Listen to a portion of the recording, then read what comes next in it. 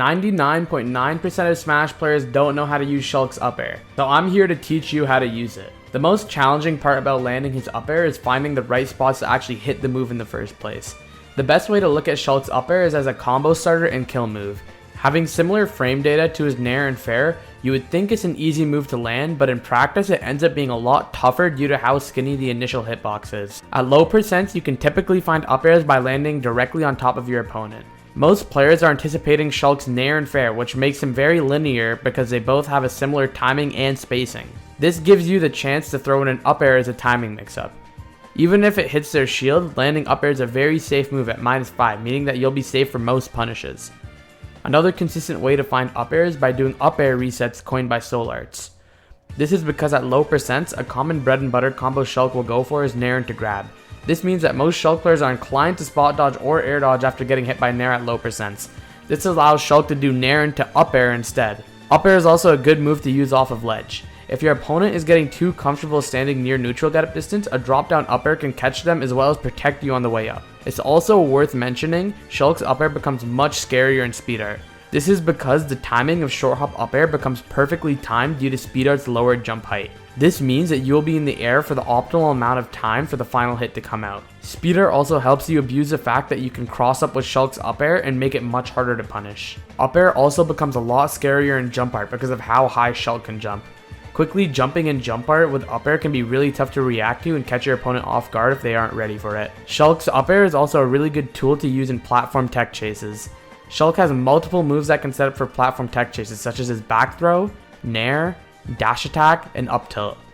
Once your opponent is in a tech situation, Shulk can reliably cover most options the opponent does with a landing up air, especially if they don't tech it. Granted, Shulk will not always be able to cover every option, and if you want a guaranteed hit, it's much better to go for an up tilt. Shulk's up air is one of the best moves to catch an early kill from people jumping out of hit stun or going high to try to avoid Shulk's fair. Moves that I've noticed many people like to jump out of hit stun from include Shulk's down throw, dash attack, up tilt, and up throw.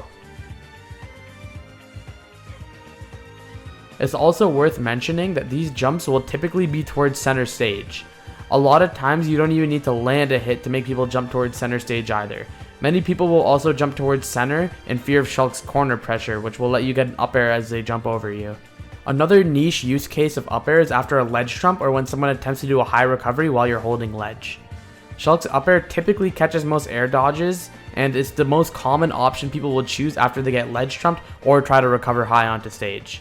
Now that we know the best ways to land up air, let's talk about some optimal combos you should be doing after you land the up air. At 0%, the safest combo to go for is typically up air into up tilt. I know it's lame, but it's the most consistent follow-up. On some characters, you might be able to get up air into up air or potentially get up air into nair, then follow up from the nair, but the most overall reliable follow-up is always up tilt. At higher percents, 10% and above, you can start chaining multiple up airs into each other. The key with landing up air combos is to always land the final hit of your up air as close to the ground as possible. You're also able to extend these combos with the use of platforms. If you want to mix it up, you can also go for up air into down air. This combo route is a lot more precise, but if the character you're fighting is challenging to juggle, this might be a combo route worth considering. You can also combo Shulk's up air into his fair, nair, and air slash, but these follow-ups don't have many use cases. Like I said earlier, you can get up air into up air, but due to Shulk's lower jump height, you won't be able to follow up with more than 2. This is where you can use buffer deactivation to turn off speed art after the first or second up air to allow you to jump higher and follow up with more up airs. At around 70%, you can combo up air into up air and get a kill confirm when you're in jump art. Buster up air is the one for kill confirms and damage. At lower percents, of course, you always have up air into up tilt. At higher percents, you can start using buffer deactivation for kill confirms.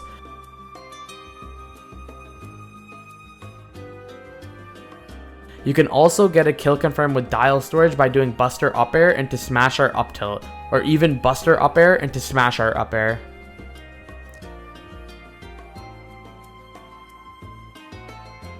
It's also a smart option to land a Buster up air, switch to Smash Art, then react to an option.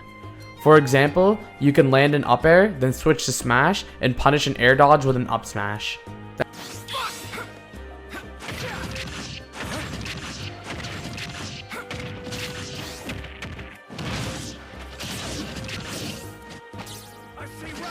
That's all I have for today's video. If you found it helpful, I would really appreciate if you would like and subscribe. And if there's anything you think I missed or should have mentioned, I'd really appreciate if you'd let me know in the comments. Have a good one, everybody.